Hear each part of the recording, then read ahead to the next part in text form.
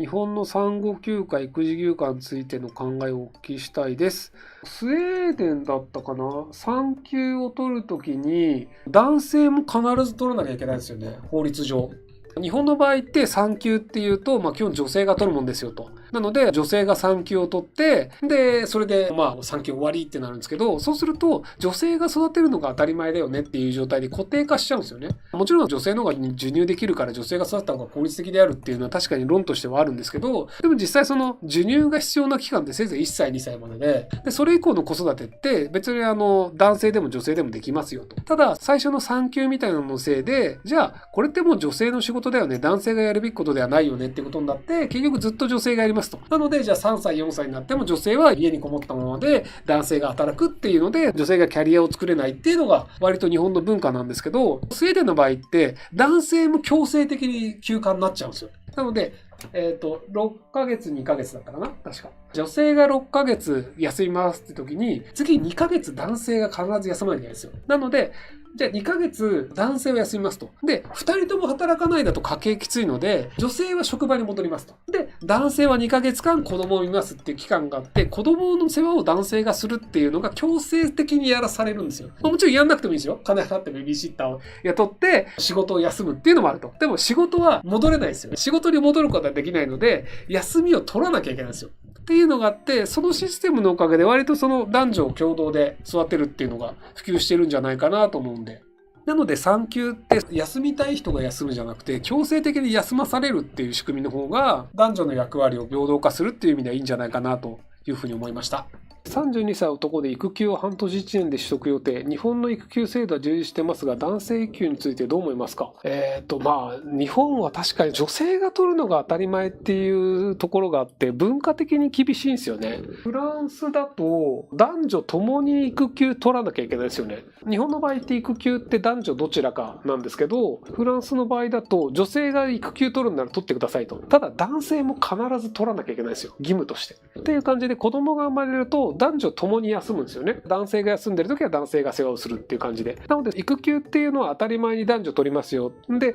男女別々に取るわけだから、じゃあ子供育てるっていうのも男性もやりますよっていうので、お互いに子供を育てる期間っていうのが育児の中で出てくるっていう。っていうので、男性も子供の世話っていうのができるようになったりするんですよね。なんかほら、男の人だとおむつの替え方がわからない人とか、子供が泣いた時にどう世話していいのかわからない人みたいなのが結構日本だといるんですけど、こっちは自分でやらないともう奥さんが働きにしたりするんで、どうしようもないよねって言って男性の方もやるようになると。ただ基本的にフランスの若い人って共働きなので、日本の場合って専業主婦っているじゃないですか。働かなくてずっと家にいますみたいな。若い人の専業主婦率って多分フランス10%もいないと思うんですよね。っていう感じでだいぶ珍しい存在なので、そういう意味では日本の方が恵まれてるのかなっていう部分もありますけどね。大手企業勤務35歳です。第2子を悩んでます。春に第1子を出産するんですが、2人目を作るのは年齢的に育休中に連チャンかなと考えてます。でもまた産育休に入って復職が2年後となると会社に居場所がなくなりそうで不安です。せっかく大手に入れた仕事も好きなのでまだまだやりたいです。また最近日本では異次元の少子化対策と称していろいろ検討改善する動きがあります。子育てしやすい世の中に変わると思いますか？あなたが頑張れば変わります。育休産休をした後に復職してください。で、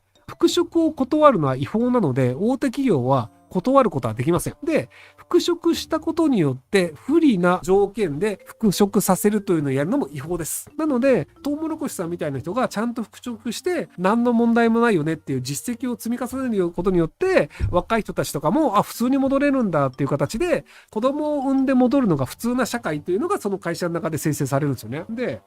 伊藤忠がね、なんか異常に出生率高いらしいんですよね。日本って出生率低いよねっていうのがあるんですけど、会社ごとに出生率って違ってて、商社って他の会社は出生率高くないんですけど、なんかね、伊藤忠だけ出生率2超えてるらしいんですよね。なので割とその子供を産みやすいだったり、子供を産んだ時も支援があるとかっていう、そういういろんなその会社内の政策がうまくいってるってことなんじゃないかな。伊藤忠商事っていう商社があります。はい。中小企業で育休を数ヶ月取得するのですが、職場では前例がないらしく宇宙人扱いされます。すんなり職場復帰するのは何か得策ありますか？あります。すんなり戻ってください。復帰後しばらくして転勤させられないか恐れています。そもそも復帰勤の後に不利な待遇をしてはならないっていうルールがあったりするんですよ。なので、それをやると、労働基準監督署に行かれるとすごくめんどくさいことになっちゃうので、この人ルール通りやらないと労働基準監督署に行くかもしれないなっていう感じの空気だけ出しておいてください。なので、まず前例がないと思うので、ちょっと前例がないので、知り合いの社労士に相談したんですけど、みたいなことを一回でも言うと、あ、こいつ社労士に相談するタイプだからやべえみたいなことになるので、ルール通りにやってくれると思うんですよ。もしその仕組みが決まってないんだったら、本当に社労士さんに相談すればいいし、そうじゃないんだとしても、匂わせるっていうので、相手が無茶できないようにするといいんじゃないかなと思います。29歳男です。妻が出産するにあたり半年育休を取ります。会社は育休取得可能なのですが、私の父が大反対で、お前の席なくなるからな、忠告したからなと思いました。表向きは育休を取っていいよと言いながら、裏では父みたいな人たちばかりなのでしょうか。生きづらい日本にうんざりします。どうでもよくない？別に思い込んでそういうわけのわからない人っていうのは世の中にいるのでほっといていいと思います。仮にじゃあ会社で育休を取って、そこで不利な待遇を受けた場合は、労働基準監督署に行くと、そこで労働基準監督署の方々が頑張ってくれて、例えば給料下げられましたってなると、労働基準監督署の人が、これおかしいよねって言って、で、そこで給料が元通りになるのと、労働基準監督署経由で是正命令が出た場合に、その人クビにしたらとんでもないことになるので、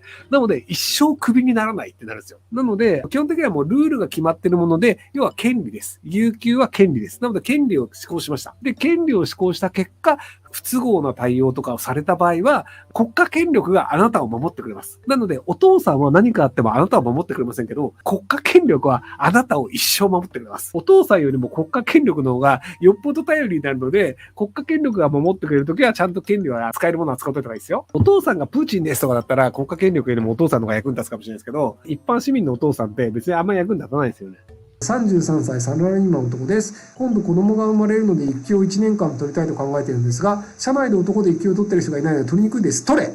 また取得をすると昇進が遅れそうで不安です。大丈夫です。優秀だったら育休取っても昇進します。男が育休を取得することについてどうお考えですか？みんな取るべきだと思いますよ。みんなが取ってたら取るのが当たり前になるので、育休を取れる会社であればきちんと取るべきです。で、逆に本当にまともな会社であれば、育休を取った人が出世できなくなったっていう前歴を作らない方が優秀な人が来るし、社会的にもうちは男の人でも育休取れますよっていうのを世に出すことで採用活動しやすくするっていうプラスの使い方ができるんですよ。なので、じゃあ男の人でも育休が取れるいい会社なんだっていう方が採用で若い人が来やすいみたいなのがあるので、そういう形で育休自体ではやっぱり優秀な人がいなくなったら困るよねみたいなのがあるんですけど、それをプラスで使うっていう形のプロモーションをちゃんと会社側が気づいてくれれば、そんなに問題ないと思うんですけどね。出産後の育休についてなので、まずフリーランスで月14日働いて月100万ほどの収入で、仕事にかかる毎月の運転資金は15万ほどです。雇用保険に加入しているため、産後6ヶ月は育児休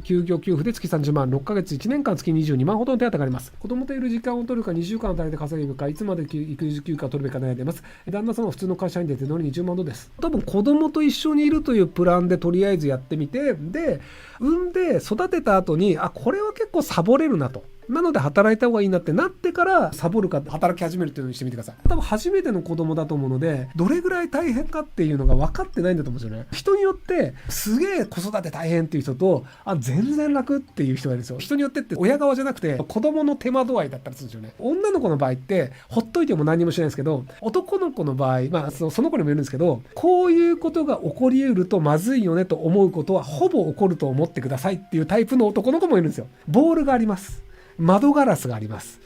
で、まだボールを投げる能力はない。だから大丈夫だと思ってると、大体いつの間にかボールを投げて窓ガラス割ってます。っていうタイプの子供と、何にもしない子っていうのがいて、親の大変さ、親の体力の問題と子供の大変さって全然違うので、やってみて、楽だわってなったら働けばいいし、こいつやべえってなったら一生懸命子育てにした方がいいんじゃないかなと思います。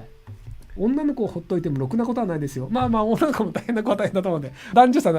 そういうのない場合があるので、本当に人によると思います。36歳会社員女です。高度不妊治療の末に子を授かることができ、年配の女性に業務を引き継いでいるんですが、産休復帰したら何の仕事するの？係長は2人もいないよねと言われました。あなたの居場所はもうないと言われたようで悲しかったです。私はこれからどんな風に振る舞えばよいでしょうか？アドバイスをいただけると幸いです。多分年配の女性が嫉妬してるんだと思うんですよね。子供もできて、で、子供が作れなくてキャリアのために頑張ってきたみたいな人だと、自分は子供が作れなかったのにあなただけひどいみたいな。で、その後も自分は職場普通に戻れるなんてムカつくみたいなのがあって、多分嫉妬っていうのが言葉で出てきたんだと思うんですけど、ほっといてください。嫌な奴は世の中います。ただ別に職場に戻るのは何の問題もなく戻れるし、実際戻ったとしても、嫉妬でそういうのを口に出しちゃうような人って、基本職場で嫌われてると思うので、別にその人がいくら悪口言っても、ああ、こういう人いるよね、めんどくさいよねっていうので、そういう人は嫌われたままなので、